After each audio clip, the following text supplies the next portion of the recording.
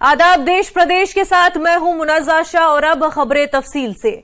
वजीर आजम नरेंद्र मोदी ने जुमेरात को मध्य प्रदेश के दौरे के दौरान कांग्रेस पर जमकर हमला बोला और जबलपुर में अवामी रैली से खिताब करते हुए वजीर आजम ने कहा कि वो कांग्रेस को न तो मुल्क का खजाना लूटने देंगे और न ही तिजोरी भरने देंगे। इतना ही नहीं, वजीर आजम मोदी ने तरक्की और रोशन मुस्तकबिल का हवाला देते हुए ये बातें कही हैं।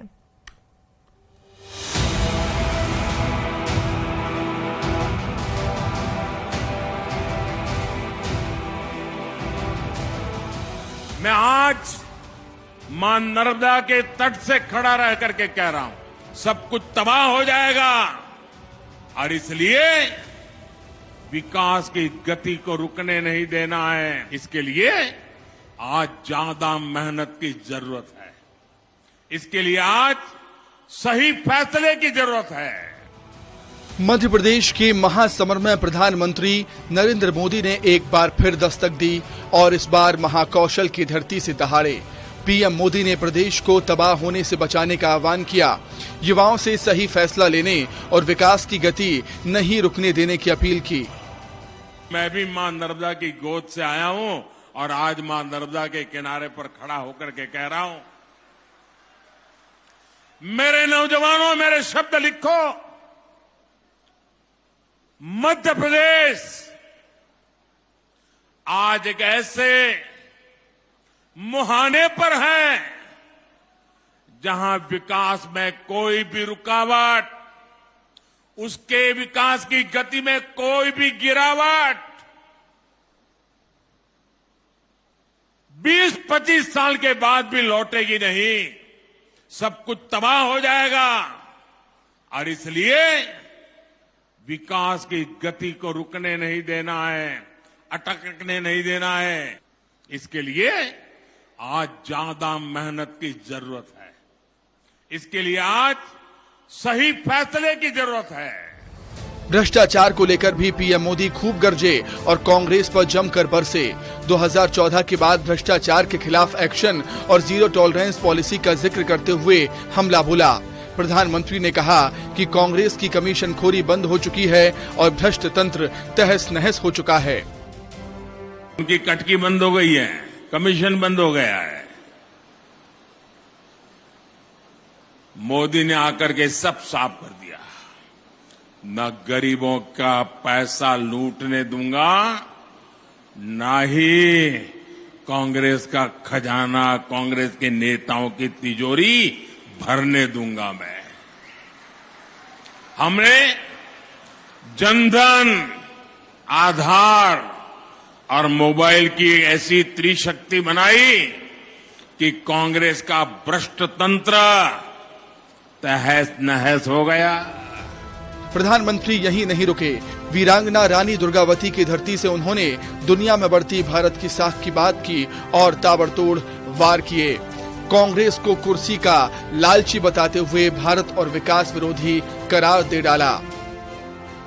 आज एक तरफ भारत की उपलब्धियों की चर्चा पूरी दुनिया कर रही है, लेकिन यही वही राजनीतिक दल जिनका सब लूट गया है, सिवाय कुर्सी उनको कुछ दिखता नहीं है। ये अब इस हद तक गए कि भाजपा को गाली देते देते भारत को ही गाली देना शुरू कर दिया है। सत्ता की चाबी कहे जाने वाले महाकौशल क्षेत्र में 38 विधानसभा सीटें आती हैं और ये सीटें राजनीतिक दलों का भाग्य बदलने का मादा रखती हैं। जबलपुर को महाकौशल की राजनीति का बड़ा केंद्र माना जाता है। यही वजह है कि सत्ता की मंजिल तक पहुंचने के लिए जबलपुर एपी सेंटर बना हुआ है, जिसमें प्रधानमंत्री मोदी ने उतरकर चुनावी जंग को और ज्यादा रोचक बना दिया है। Bureau report, news 18। दिल्ली में एनआईए के हेडक्वार्टर में मुनक्किदा अहम इजलास में मरकजी वज़ीर दाखिला अमित शाह ने शिरकत की और एंटी टेरर सम्मेलन का इफ्तिताह किया। इजलास से खिताब करते हुए कहा कि हमें दहशतगर्दी ही नहीं बल्कि इसके पूरे इकोसिस्टम को खत्म करना होगा। मुल्क भर से एटीएस के सरबराह और मुतल्लिक़ अफसरान दिल्ली में जमा हुए। इजलास में NIA chief, IB chief, raw chief भी शरीक रहे।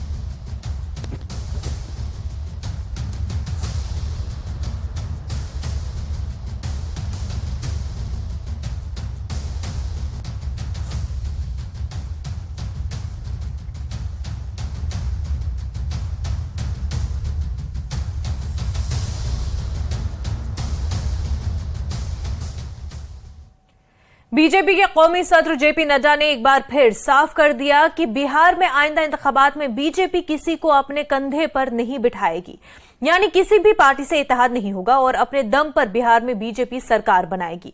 इस बयान के बाद सियासत तेज हो गई है। कांग्रेस और आरजेडी ने कहा कि बीजेपी में कोई दम नहीं है और बीजेपी के कंधे पर अब कोई बैठना ही नहीं चाहता। बिहार भाजपा का जो थोड़ा बहुत छिटपुट अस्तित्व देखते हैं वो किसी के कंधे पर सवार होकर के आई है तभी, वरना भाजपा का बिहार में कुछ है जी। बिहार की आवाम समाजवाद विचारधारा को स्वीकार करने वाले लोग हैं, उन्माद और उनके नाम पर विखंडन करने वाले लोगों को नहीं स्वीकारती है। तो नड्डा जी को जितना जोर लगा, नड्डा जी तो पढ़े हैं पटना में, उनको पता ही है कि समाजवादी भूमि है। यहाँ नफरती जमात का यहाँ कुछ चलने वाला है? भाजपा अकेले कुछ है? जीरो के समान है यहाँ। अरे उनका कोई दम कहाँ है? उनके कंधा पर बैठने के लिए कौन जा रहा है? उनके कंधा पर कोई नहीं बैठने जा रहा। सबको पता है कि बीजेपी का खेल खत्म हो गया है। बीजेपी सत्ता से बाहर हो गई है। आज चुनाव हो, 6 महीने के बाद हो, 1 साल के बाद हो, तो उनके कंधा पर बैठने के लिए किसी को भी उत्सुकता नहीं है। बीजेपी का खेल खत्म हो चुका है। उसे अब बताना पड़ेगा कि 9 साल में आपने क्या किया और क्या नहीं किया। बीजेपी के कौमी सदर जेपी नड्डा के पटना दौरे पर जेडीयू ने सवाल उठाए हैं। जेडीयू तर्जुमान नीरज कुमार ने जेपी नड्डा पर हमला करते हुए कहा कि वो कैलाशपति मिश्र के आबाई गांव क्यों नहीं गए। राजनीतिक पितर का सम्मान करने के लिए, लेकिन सवाल दरपेश है कि श्रद्धेय कैलाशपति मिश्र जी के पैतृक गांव में जाना आपने उचित नहीं समझा। जिस धरती ने जन्म दिया, जिस मां ने जन्म दिया, उस मकान को प्रणाम करना आपको मंजूर नहीं। कास्ट सेंसस पर नीतीश कुमार की पार्टी के अंदर से ही बगावती सर उठ रहे हैं। सीतामढ़ी से जेडीयू रुकने पार्लियामेंट सुनील कुमार पिंटू ने कास्ट सर्वे रिपोर्ट में तेली समाज से भेदभाव का इल्जाम आयद किया है और सीएम से दोबारा सर्वे कराने की मांग की है।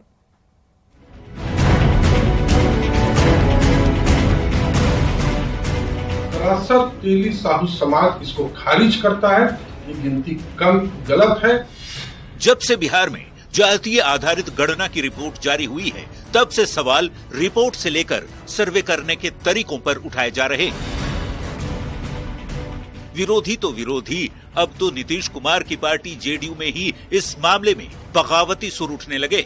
सीतामढ़ी से सांसद सुनील कुमार पिंटू ने सीधे तौर पर सरकार की कास्ट सर्वे से जुड़ी प्रक्रिया पर गंभीर सवाल खड़े कर दिए। हमारी सभी जिलों से लगातार संपर्क हो रही है, बात हो रही है। हर जिले से असंतोष आ रहा है कि इस गिनती में जो गणना हुई है उसमें त्रुटि है। बहुतों के घर पर आकर नंबरिंग हुई, परंतु उसके जात पूछने नहीं आए। और ये जो 2.81 तेली को दिखाया गया है, ये सरासर तेली साहू समाज इसको खारिज करता है कि दोबारा गिनती होनी चाहिए। इसी के संदर्भ में इसी 8 तारीख को पटना में तेली साहू समाज के लोगों की एक बैठक है, जिसमें हर जिले से हमने 1-1, 2-2 प्रतिनिधित्व को बुलाया है कि बैठकर हम लोग बात करें कि कहाँ कहाँ किस किस मोहल्ले में, टोले में गिनती छूटी है। उसका हम लोग एक ड्राफ्ट तैयार करके माननीय मुख्यमंत्री जी को हमारा समाज इस बात का ज्ञापन देगा। 2024 की सियासी लड़ाई से पहले नीतीश कुमार ने जाति और आरक्षण वाला दांव चला है, पर इस बीच नीतीश की ही पार्टी के अंदर जेडीयू सांसद सुनील कुमार पिंटू ने गंभीर आरोप सरकार के खिलाफ मढ़ दिए हैं। ऐसे में कास्ट के मुद्दे पर हावी सियासत में बयानों के तड़के से ज्यादा समस्या जेडीयू के भीतर उठे विरोध के सुर कहीं पार्टी के लिए ही भारी न पड़ जाए। न्यूज 18 के लिए दिल्ली से अमितेश सिंह के साथ bureau report. Congress leader Rahul Gandhi अपने कुत्ते को लेकर तनाजे में घिर गए हैं। कुत्ते का नाम को लेकर के हंगामा मचा हुआ है। ऑल इंडिया मजलिस इत्तेहादुल मुस्लिमीन ने राहुल गांधी पर निशाना साधा है।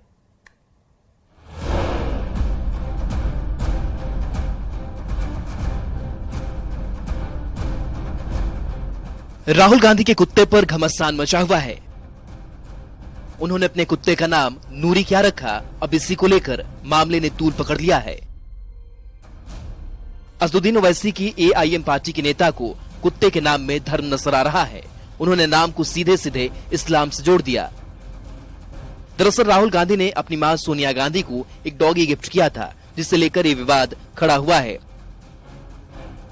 राहुल ने जो डॉगी सोनिया को दिया उसका नाम नूरी रखा गया है। वहीं एआईएमआईएम के यूपी प्रवक्ता मोहम्मद फरहान ने नूरी नाम को लेकर राहुल गांधी पर निशाना साधा है। उनका कहना है कि इस्लाम धर्म में लाखों लड़कियों का नाम नूरी है और राहुल ने मुस्लिमों की भावनाओं को ठेस पहुंचाई है, लड़कियों का अपमान किया है। मोहम्मद फरहान ने कहा कि नूरी का मतलब रोशनी या चमकती हुई चीज से होता है। उनके मुताबिक कोई बेटी जन्म लेने के बाद जब परिवार में खुशियों की रोशनी भर देती है तो उसका नाम नूरी रखा जाता है। अब इसी बात को लेकर बखेड़ा खड़ा हो गया है। मैं ये पूछना चाहता हूं कांग्रेस पार्टी के उन वरिष्ठ नेताओं से जो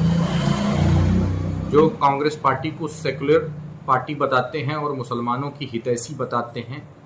मैं उनसे पूछना चाहूँगा, उन मुस्लिम नेताओं से पूछना चाहूँगा, उन मुस्लिम विधायकों से पूछना चाहूँगा, उन मुस्लिम राज्यसभा सांसदों से पूछना चाहूँगा, उन मुस्लिम लोकसभा के सांसदों से मैं ये बात पूछना चाहूँगा, क्या राहुल गांधी जी का अपनी कुतिया या कुत्ते था? और अगर उचित नहीं है तो क्या इस कृत्य के लिए राहुल गांधी जी देश के तमाम मुस्लिम बेटियों से, मुस्लिम बहनों से माफी मांगेंगे? और अगर माफी नहीं मांगते हैं तो इस बात का हमें एहसास जरूर होगा कि मुसलमानों की हैसियत गांधी परिवार में क्या है।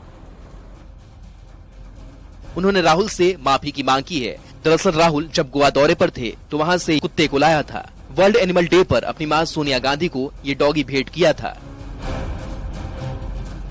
सोशल मीडिया पर राहुल और सोनिया का कुत्ते के साथ वाला वीडियो खूब वायरल भी हो रहा है, जिसमें राहुल नूरी के साथ खेलते हुए दिखाई दे रहे हैं। लेकिन अब इसी कुत्ते को लेकर विवाद खड़ा हो गया है। एआईएमआईएम के नेता को कुत्ते के नाम से ऐतराज है। Bureau report, news 18।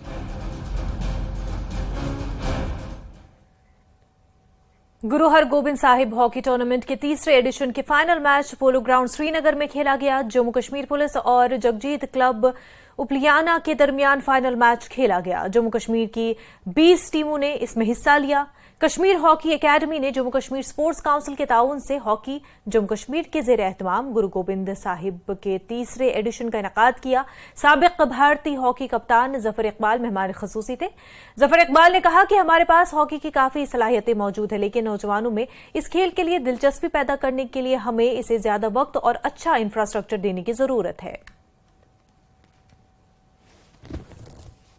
करना चाहेंगे, यही तो आज रिक्वेस्ट है, हैंडफुल रिक्वेस्ट है कि सबसे पहले बारामूला में टर्फ होनी चाहिए एक हॉकी की। और सर इस तरह की टूर्नामेंट्स अगर ऐसी होती रही तो हम सर सबसे बड़ी जो बात है कि हम ड्रग्स के ऊपर जल्दी ही काबू पा लेंगे। सर ड्रग्स थोड़ा कम हो जाएगा, जैसे कि आपको पता है JNK में बहुत ड्रग्स हो रहा है। नहीं सर, बहुत अच्छा लग रहा है। ऐसी टूर्नामेंट होनी चाहिए यहाँ पे श्रीनगर में। तो यहाँ पे जो टर्फ है वो भी 3-4 हो गए हैं, तो ये गवर्नमेंट का बहुत बहुत शुक्रिया है। जम्मू में तो एक ही है, यहाँ पे 3 हो गए हैं। अब मैं वहाँ से करूँगा कि अपना एक बच्चा जो भी है वो हॉकी की तरफ आए। फुटबॉल का बड़ा क्रेज है, हॉकी का बहुत कम क्रेज है। तो मैं ओवी डिपार्टमेंट को बोलता हूँ कि जो ये हॉकी के वो डिपार्टमेंट बने, जैसे JK बैंक है, RTC है, प्लीज तो है ही ओवी डिपार्टमेंट हो जाए यहाँ पे, तो बहुत अच्छा हो। हॉकी का जो फ्यूचर है वो कश्मीर में बहुत अच्छा होगा। हमने यहाँ हॉकी की छोटे बच्चों के लिए एकेडमी स्टार्ट करवा दी है।